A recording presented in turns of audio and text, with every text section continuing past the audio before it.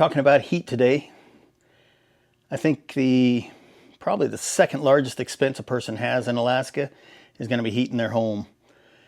Pellet stoves, wood stoves, you're going down and hauling pallets of pellets to your home or having them delivered and hauling the bags and doing that type of thing. We do have a fireplace in this home. We've got actually 3 fireplaces in this home. They all have intakes and electric motors and manifolds that blow the hot air off the manifold out into the room. So this is hollow here. Electric heat is crazy expensive. So when we bought this house, we strategically looked for a place that had natural gas. Not all homes in our town have natural gas plumbed in. And I really felt like as you get older, you want to have that heat source delivered right to your heat. And so that's what we got here with these furnaces. You know, the natural gas comes in and it's plumbed right down. I'm not going down to the hardware and picking up bags of pellets. And this is the first heater Rebecca and I ever had. The first home we ever bought, this was the wood burning stove that heated our home for 10 years. It came out of an old caboose in a train. And we just haven't had the heart to get rid of it. It'll come to use someday, I'm certain. But for 10 years, we cut wood and split wood and hauled it in, and that was the heat source for our home. We moved here to Alaska, and I really got to thinking that, you know, as you get older, cutting wood is probably not the best option. We got 2 furnaces that run on natural gas, and we're good. So of course, natural gas comes at a cost. And for us, what is that cost? And here's our bills. $404, $539. So this is, you know, February was $539, March, $455. You can see in the summertime, it slows down a little bit. July was nice.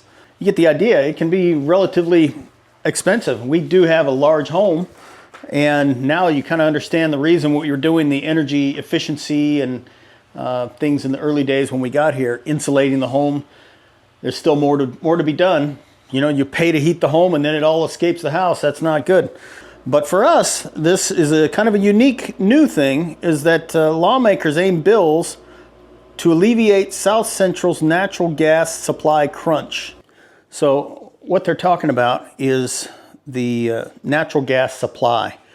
And there is a lot of natural gas available here in the Kenai Peninsula, the Cook Inlet. The problem is that I think in the 50s, they built some plants that would liquefy natural gas. They were putting it on ships. And these are right out here in Nikiski, maybe 15 miles north of us. They'd put it on ships and ship it out to Japan. I think around 2010, Japan started to buy their natural gas from other sources.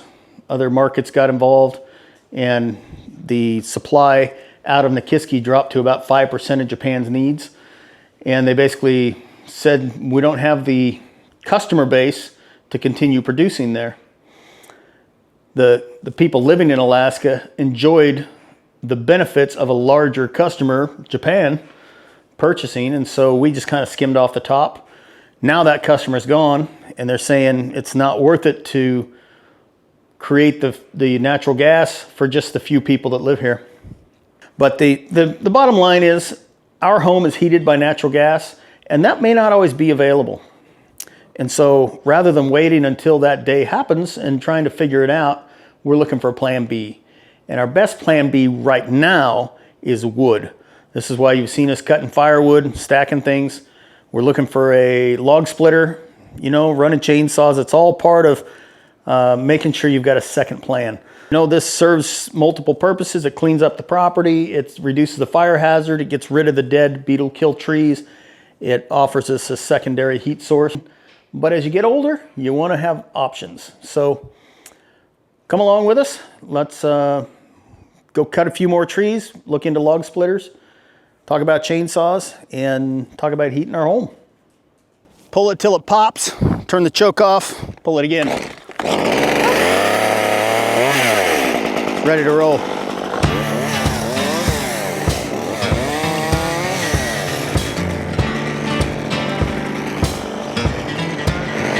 I try to haul all the brush away so it's not a fire hazard. We're back again with cleaning up the yard.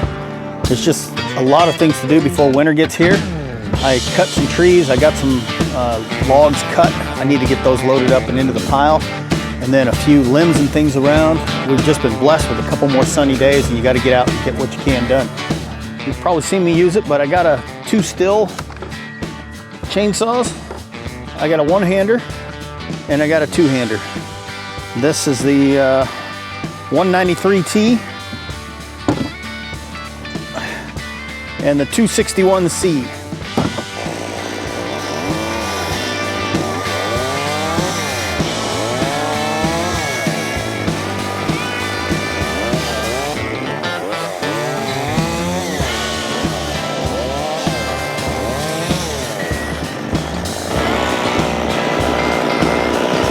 All right, let's stack this up. Let's stack this up and see how many still have limbs attached.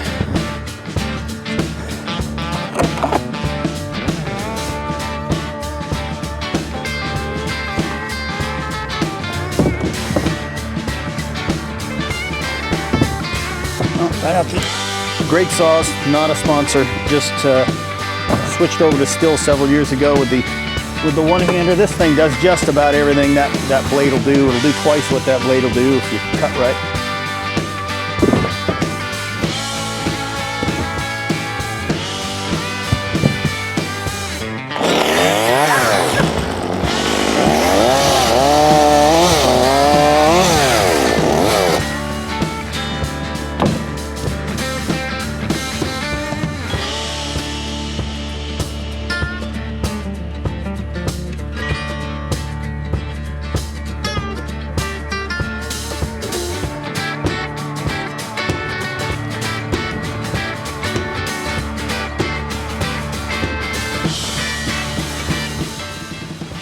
I've been thinking about making a wood splitter. Never made one. Just wonder if it's cheaper to buy one. What are your thoughts? Let me know what you think. So this is what happens with the spruce bark beetles is, you know, they kill the tree. The tree gets dried out, no sap, and then they break off, usually anywhere from 2 to 6 feet above the ground. This one here is the stump we just looked at. They just splinter right off. The winds pick up and they blow over. Here's a couple here. Same thing. See, they just break off and they crash on down through the woods. The big problem is when they do this. And that's just that's an emergency waiting to happen right there. You can see it's hung up in the birch tree. I think we talked before about the chickens and how they deal with the forest. When you got free-range chickens, they can come out here, scratch around, and they kill off a lot of that. Look at the difference where there's no chickens to where there is chickens.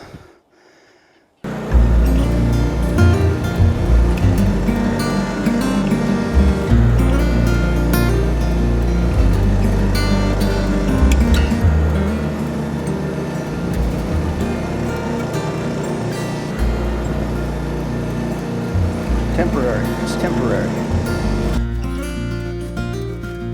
Everything's temporary. One time,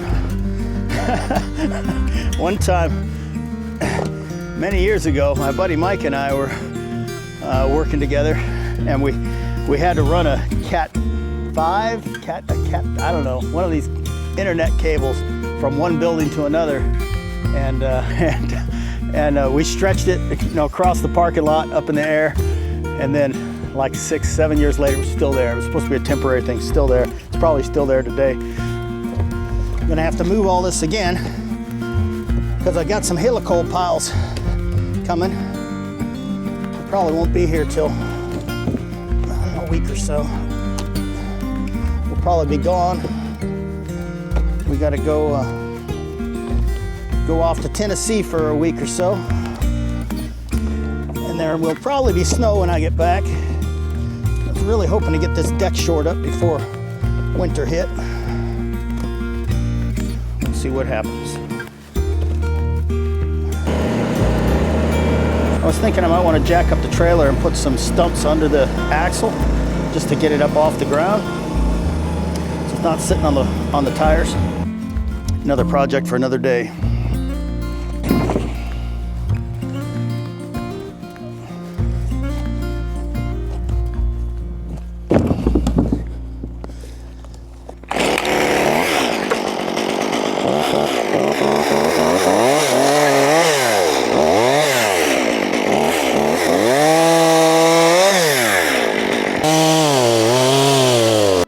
There's a wolf who seems intent on the goings-on here.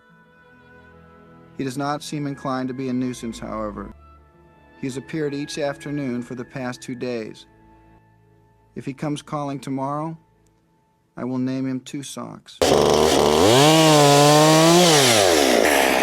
Yeah, I know about not cutting into the dirt, dulling the chain, all that. I'm not cutting into the dirt.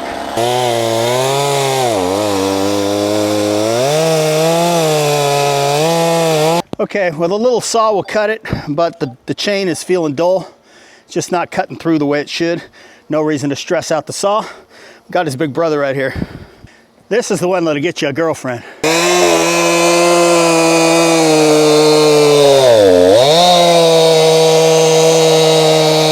Yeah, I didn't really want to bring all the ants up, put them next to my house, so I cut some of this, found an ant's nest, left it alone, kind of kicked it around, let the chickens come get a hold of it. I don't see any sign of them now.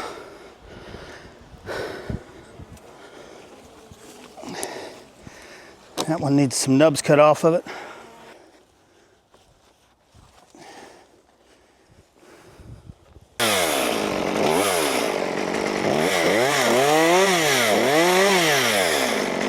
Try not to set your saw in the dirt if you have the option.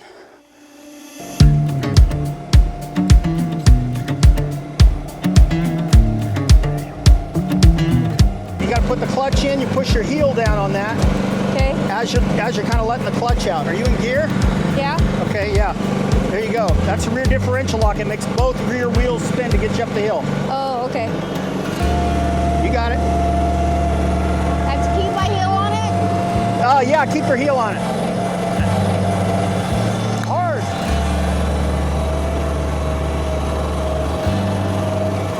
Stop. Brake. Brake. Brake. Oh. Woo! Yeehaw! Are you in four-wheel drive?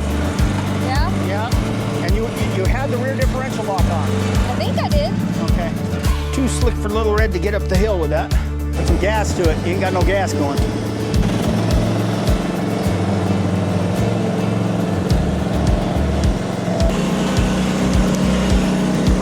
Go ahead.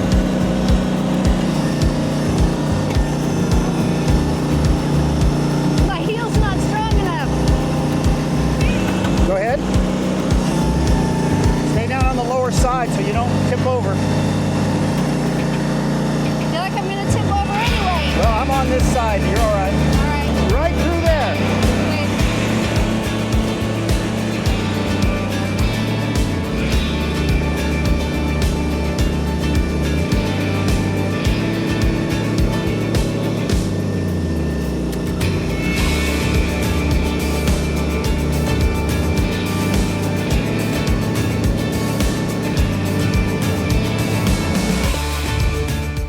Gee, that was easy.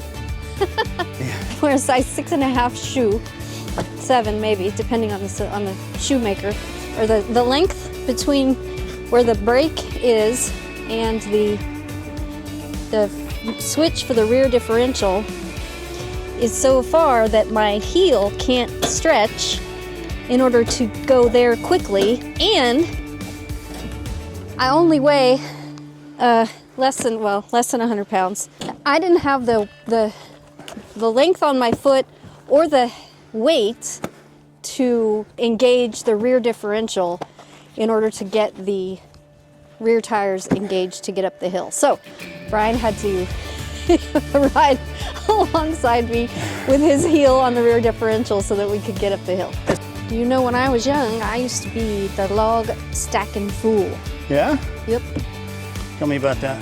And my dad used to cut firewood for sale, and he had all of us child labor. He'd take us on his trips to deliver firewood, and we would have to stack it. Oh. So it was a family affair. It was a family affair. It was a family business. Yeah.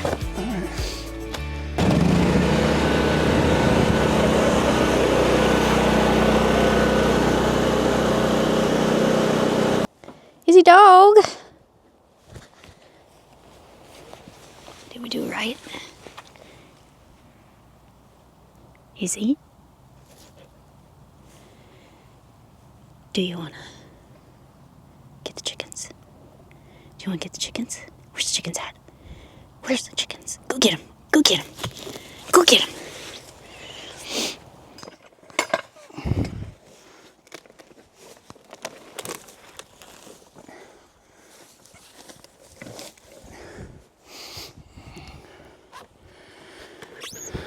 So that'll get it up off the dirt so your blade's not cutting into the dirt.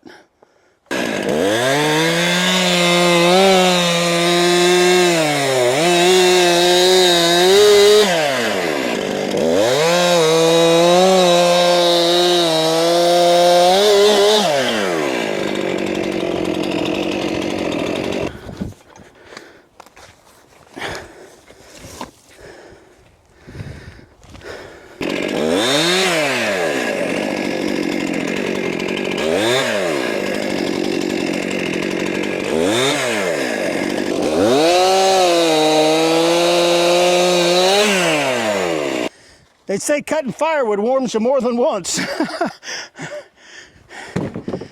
Warms you when you cut it, when you split it, when you stack it, when you burn it in your house. Come on, where's that wood stacking ninja I heard about? Your dad cut small logs? Yeah, he cut small logs. I stacked it after it was split. I was 12. You didn't go out in the woods with him? Yeah, I did. With Paul on the horse and buggy? No, it wasn't a horse and buggy.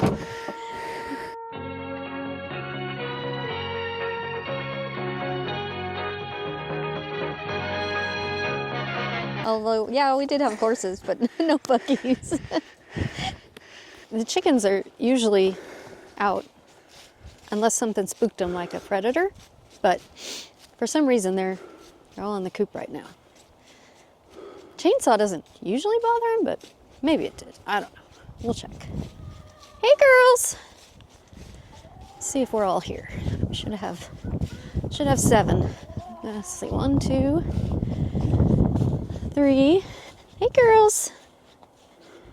There's 1, 2, 3.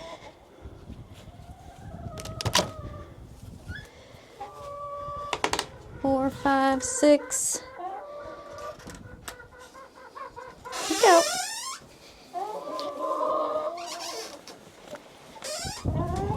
We got 2 eggs. Oh, there's 3, 4, 5, 6, 7. Yeah, they're all here. Let's come over here real quick. So I was just out here cutting and I saw this, kind of wondering what would cause that. Could be a porcupine or I don't know. But the interesting thing that I wanted to show you, back in the day, we used to do the, well, I don't know if it's back in the day. We're a little bit on that survival nut status, you know? If someone takes his ranch, Doug plans to fall back to one of several shelters that he can live in temporarily. 7 feet inside. Today, he is putting the finishing touches on a new build with the help of his friend and fellow prepper, Brian. So this pitch right here, this is sap. That comes off of there. But you take this stuff off, and I can whittle a piece off of here. Get a couple pieces of that. Some down here. There's some down here. Ooh, that's nice and fresh. Look at that. That's really fresh. Oh, I'll find that in my hair later tonight. So you just get some of that like that. You can get a big pile of it. Yeah, so just get a handful of that. And then this right here, this is called old man's beard. I don't know what the real name of it is, but if you mix those two together, get that old man's beard in there and that sap, that makes an incredible fire starter. Really almost unbeatable. So you just kind of mash it together. You can mash more of this in there, and then later on we'll go up and put a little match to it, and you can watch her go up. But that's a great, really, really good fire starter if you're ever, you know, lost in my backyard and want to start a fire. Or we'll save that. Or lost in your own backyard. All right, there we go. That's it. It's not very big. We'll see how she does.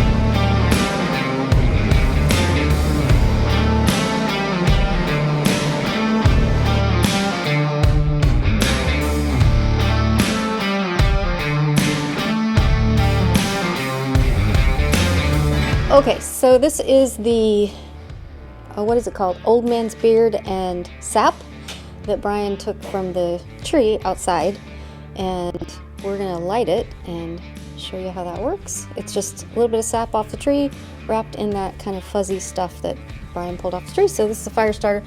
We have not cleaned out our fireplace since we started our last fire, but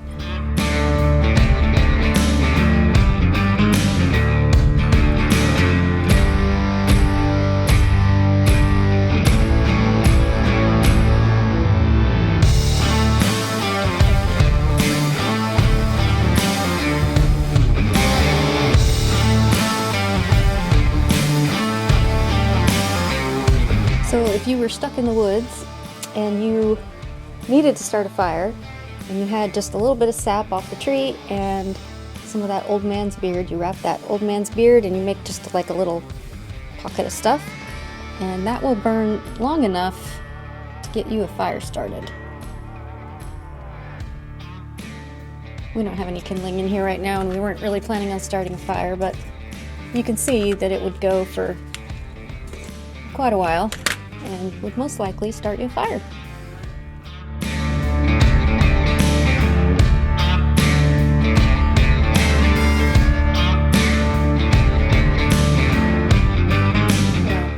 It's been burning for about 5 minutes, so you could easily see how that would start a fire if you needed to.